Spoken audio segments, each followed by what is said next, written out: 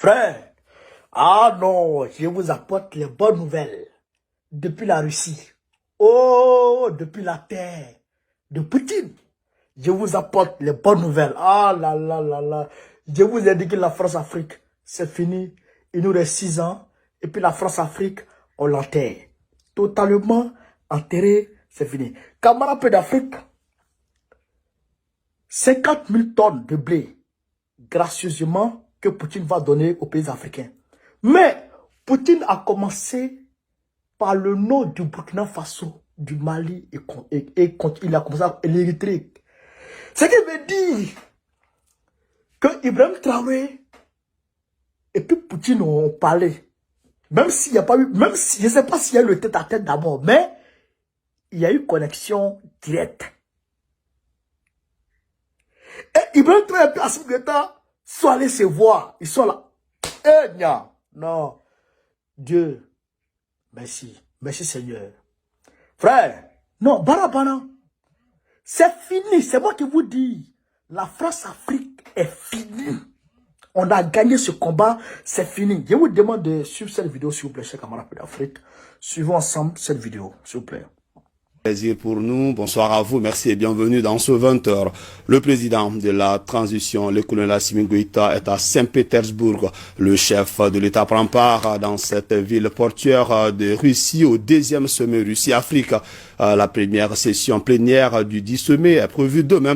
En attendant, la journée d'aujourd'hui a été marquée par un certain nombre de rencontres, parmi lesquelles l'ouverture du forum économique et humanitaire. Yaya Konaté, vous êtes l'un de nos envoyés spéciaux à Saint-Pétersbourg. Alors, que peut-on donc retenir de ce premier jour du chef de l'État à ce sommet?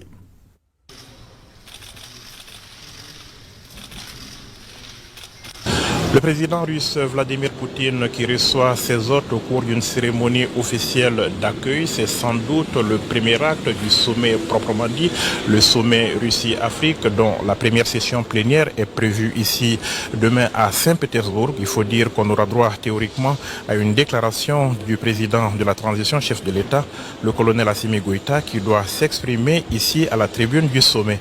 En attendant, Vladimir Poutine reçoit les chefs de délégation ce soir pour une cérémonie dînatoire à laquelle la presse n'est pas conviée. Cela à l'issue d'une journée marquée notamment par l'ouverture du forum économique et humanitaire. Tous les chefs d'État présents à Saint-Pétersbourg y ont pris part. L'objectif est de renforcer les liens économiques et commerciaux avec le continent. En marge des travaux, le président de la transition a rencontré son homologue du Burkina Faso, le capitaine Ibrahim Traoré, pour des entretiens en tête-à-tête. Même si rien n'a filtré de ces entretiens, on sait que les sujets communs de préoccupation ne manquent pas pour les deux chefs d'État en ces temps de lutte contre l'insécurité et le terrorisme. Le Mali et le Burkina Faso qui entretiennent d'excellentes relations de coopération et de bon voisinage. D'autres rencontres sont prévues à l'agenda du chef de l'État, mais en attendant, on retiendra que le Mali et la Russie ont signé aujourd'hui un accord de coopération en matière de justice. Il concerne entre autres le renforcement de la coopération judiciaire, l'appui à la formation et à la mise en œuvre des politiques publiques de justice, la mise en œuvre des obligations découlant des traités internationaux, la numérisation et l'introduction de l'intelligence artificielle dans le domaine de la justice, pour ne citer que cela. Une convention signée par le ministre des Affaires étrangères et de la coopération internationale Abdoulaye Diop et le ministre de la Justice de la Fédération de Russie. Dans 3 mois, la Russie va envoyer 25 à 50 000 tonnes de céréales en direction de certains pays africains, dont le Mali. L'annonce a été faite ce matin par le président russe à l'ouverture du 2e sommet économique et humanitaire Russie-Afrique à Saint-Pétersbourg. Pour le président en exercice de l'Union africaine, le partenariat russo-africain doit mettre l'accent sur le secteur au regard de son point dans l'économie du continent. Le président de la transition, le colonel Assimi Goïta, participe à ce sommet. Bourama Traoré. Dans 3 mois, nous serons prêts à envoyer à titre gratuit, envoyer au Burkina Faso les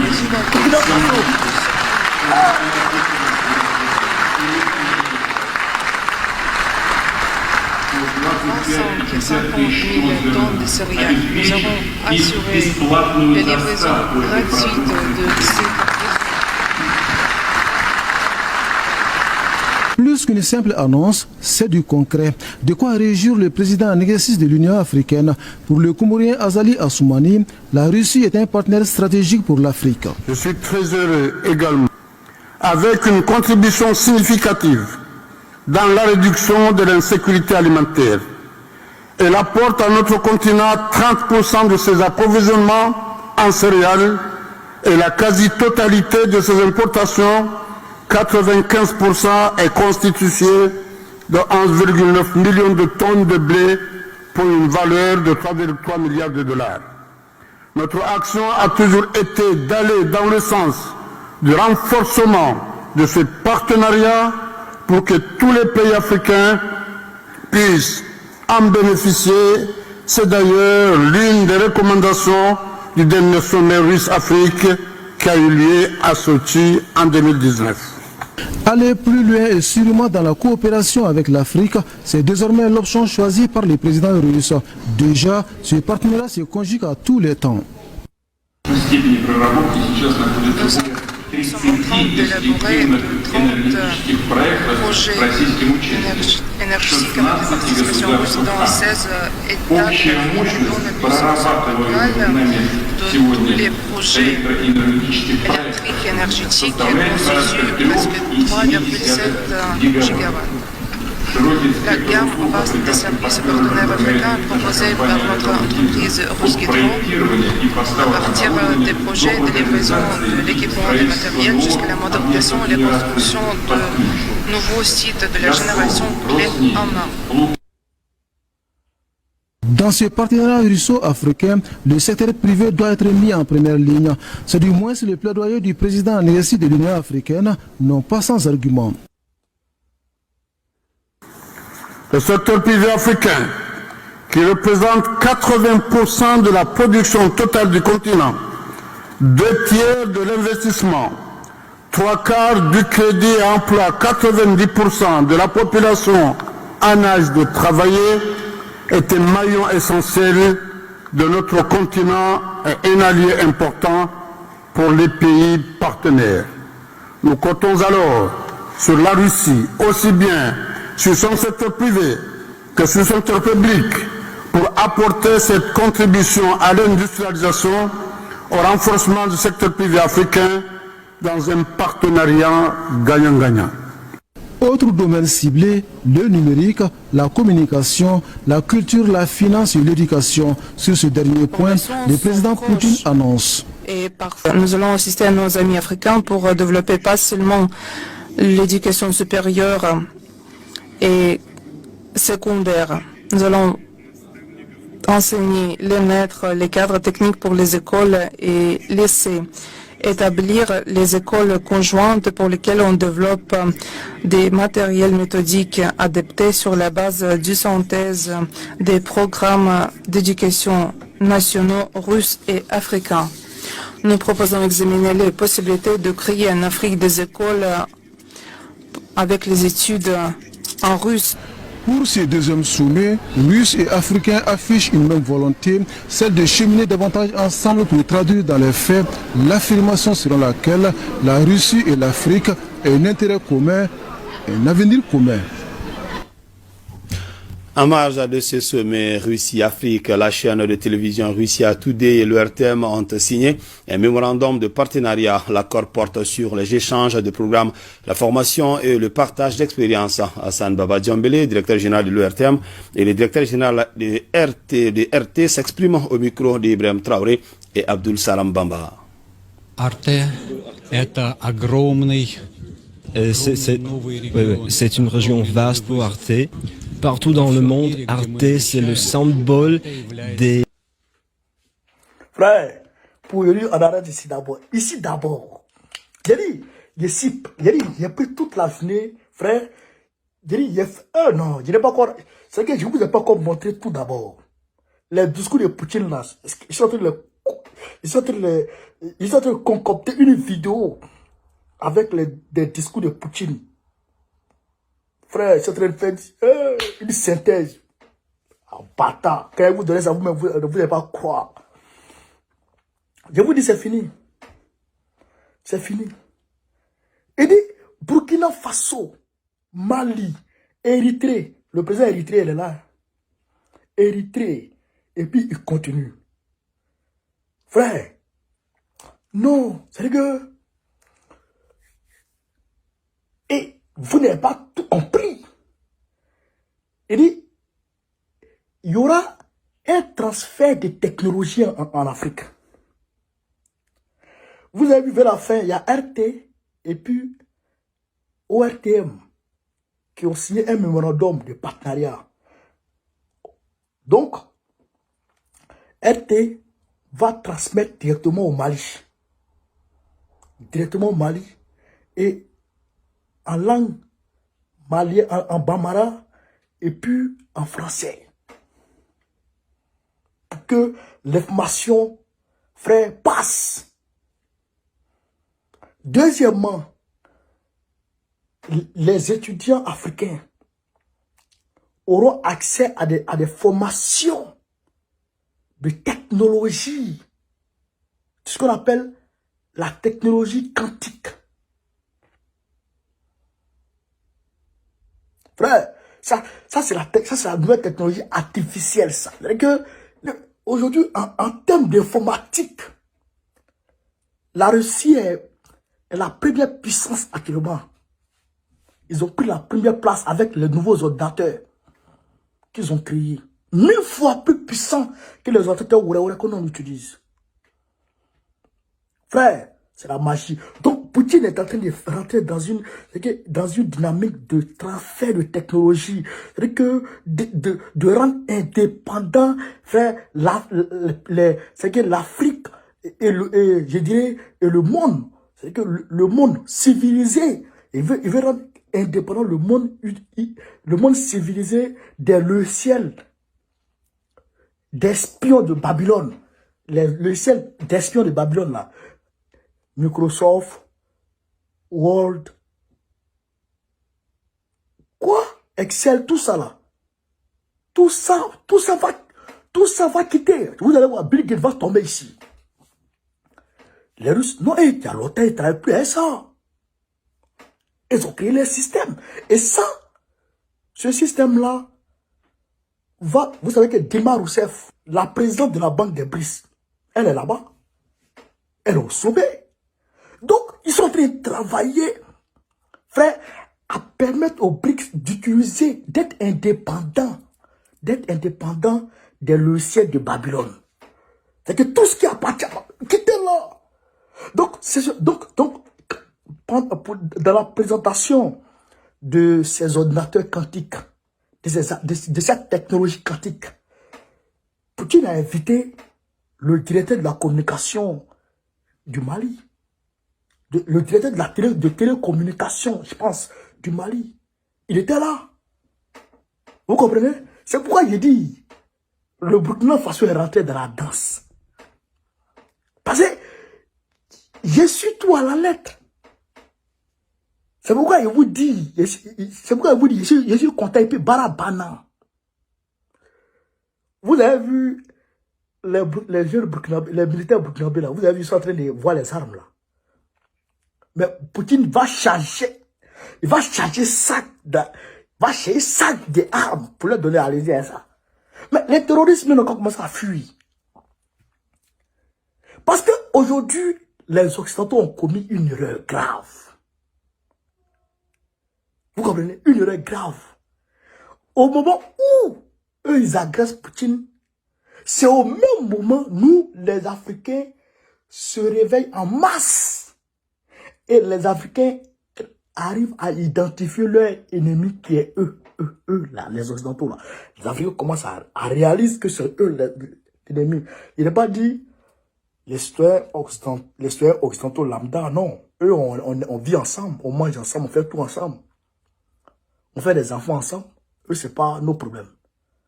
Voilà. Eux, c'est pas nos problèmes. Les dirigeants qui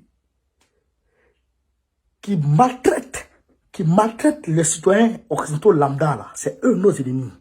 Les Macron, les Biden, là, c'est eux nos ennemis. Donc, eux, c'est les ennemis de la Russie. Et nous, on a réalisé que c'est eux nos ennemis. Mais l'ennemi de mon ennemi est mon ami. automatiquement, ils nous poussent dans les mains de la Russie. Et au même moment, les BRICS sont en train de prendre, sont en train de façon exponentielle, croître en termes de richesse. Et Poutine s'est fait des alliés de fous. C'est cela qu'on a Poutine. Il a dit, j'apprends la politique avec Gbagbo, mais j'apprends aussi les stratégies avec Poutine. Où est celui-là? C'est trop blindé. Pourquoi? Il a dit, où est celui-là? Quand on prend le pouvoir, il y a que Gbagbo me prenne conseiller à côté de lui seulement. Il n'a qu'à me conseiller seulement. Où est celui-là? C'est trop changé. Ah, bâtard. Non. En stratégie géopolitique, là, non, c'est carré. Donc, Poutine, tous les gars qui sont à côté de lui, tous ceux qui peuvent prendre à côté de lui, comme la Biélorussie, Kazakhstan, un certain nombre de pays là, il les a tous ramassés. Il les a mis dans une coalition, dans une organisation économique, où c'est lui qui gère le jeton. Et ils sont engaillés. Ils ont privilège à gogo. Pendant ce temps, Sergei Lavrov se promène partout à travers le monde. Il a réussi à prendre l'Algérie. Tebboune était en Russie la dernière fois. En Chine. Il était en Russie. Qui a quitté la Russie maintenant en Chine? Alors qu'actuellement, non frère, actuellement où je vous parle, Sergei Shoigu, ministre de la Défense de la Russie, il a été accueilli par Kim Jong-un, le président coréen. Alors où je vous parle aujourd'hui même, ce 27. Ok. Non, c'est-à-dire qu'aujourd'hui, c'est-à-dire que Poutine a fini le travail.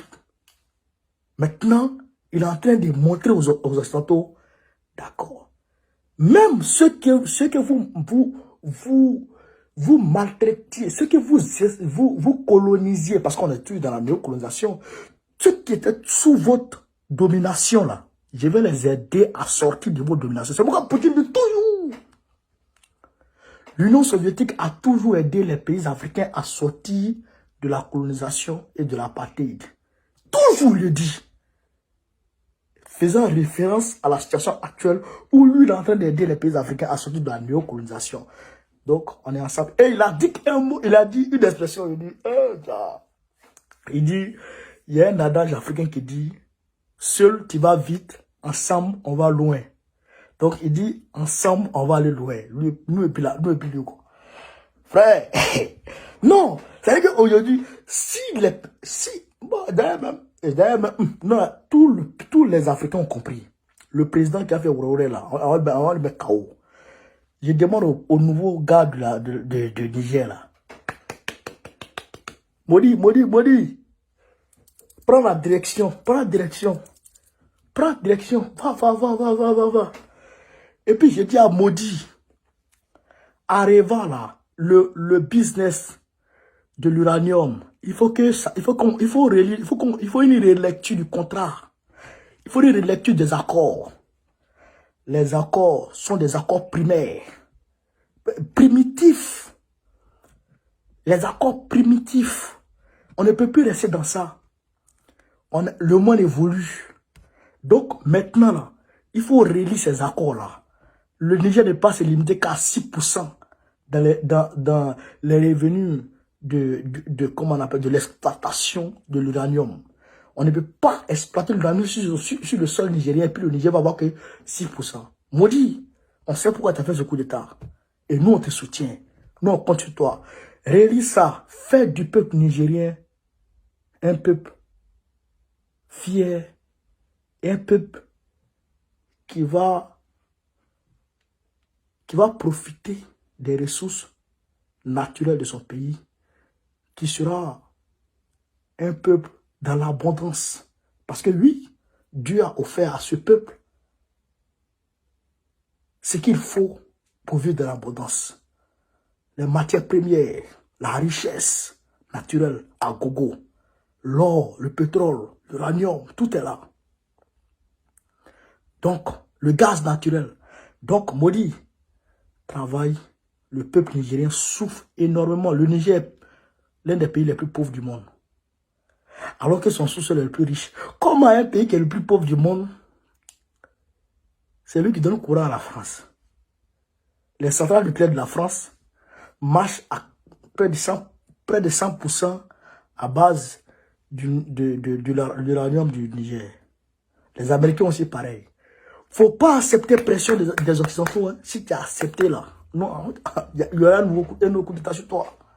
Camarades d'Afrique, donc voilà un peu les bonnes nouvelles. Je reviens, je suis en train d'arranger les vidéos de Poutine lui-même, ses déclarations. Il vient ça. Puis Moussa Faki, il a eu un entretien avec les Faki là. Il vient ça. Le président Museveni, il vient ça. Le président tanzanien, il vient ça. Donc à tout à l'heure, on se prend. Vive le monde multipolaire, vive le monde multipolaire, vive l'Afrique, vive le panafricanisme. Frère, vive l'Afrique, vive tous les présidents panafricains, vive Gbagbo Laurent, Gbagbo président de la République en 2025. Vive tout le monde, Assimi Goïta, Ibrahim Traoré, tous les présidents panafricains qui sont là-bas. Et tous, vive et tous, Touadéra, et tout le monde. Mettez le nom de vos présidents et puis vous dites vive, vive, vive, vive. Les bons présidents et les présidents là, ils n'aiment pas. Voilà, donc camarades, je vais parler de Sendwave. Sendwave, c'est une application qui vous permet d'envoyer l'argent vers la Côte d'Ivoire, le Mali, le Ghana, le Sénégal et bien d'autres pays gratuitement. Sans frais d'envoi. Sans frais d'envoi. Vous envoyez sans frais d'envoi. L'application, vous allez la télécharger sur le lien qui s'affiche en description là. Vous téléchargez et puis vous avez, pour ceux qui sont, vous avez automatiquement, avec ce lien là, si vous téléchargez, vous avez 10 euros automatiquement comme cadeau de bienvenue. Si vous téléchargez avec ce lien là, vous avez automatiquement 10 euros comme cadeau de bienvenue. Mais les 10 euros, vous pouvez l'envoyer que au Mali. Que au Mali, à quelqu'un qui a Orange Money. Comprenez? Vous envoyez au Mali à quelqu'un qui a Orange Money. Maintenant, si vous avez l'application Sendwave et que vous voulez bénéficier des 10 euros, vous mettez mon code promo. Pour mettre mon code promo, vous regardez en bas dans l'application, il y a le petit bonhomme là. L'icône profil, vous tapez dessus. Ça va vous envoyer, ou en main, mettez code promo. Saisis un code promo. Tu mets KONE, K-O-N-E. Tu mets KONE et c'est fini. Tu auras tes 10 euros automatiquement. Tu les envoies au Mali. Tu peux essayer à partir de 1 euro. C'est comme tu prends 1 euro comme ça à partir de ta carte bancaire. Tu mets 1 euro, tu mets 1 euro sur le compte et puis tu envoies au Mali. Les 1 euro vont sortir au Mali 7500 et quelques là-bas. Moi, j'ai déjà essayé. C'est efficace, c'est clair, il n'y a pas de ouré dedans. Je vous demande de faire ça. Ce vendredi, on sera du côté de... on va aller s'amuser un peu avec le camarade Donald pour aller célébrer nos victoires avec Assimi Goïta, Ibrahim Traoré et les nouveaux hommes forts du Niger. Et aussi, le samedi, j'ai mis le lien, j'ai mis le titre, j'ai mis l'affiche sur ma page Gbagbo Kone. On sera du côté de Valenton. On va aller manger viande avec Katirama, le M5 RFP pour célébrer aussi notre victoire.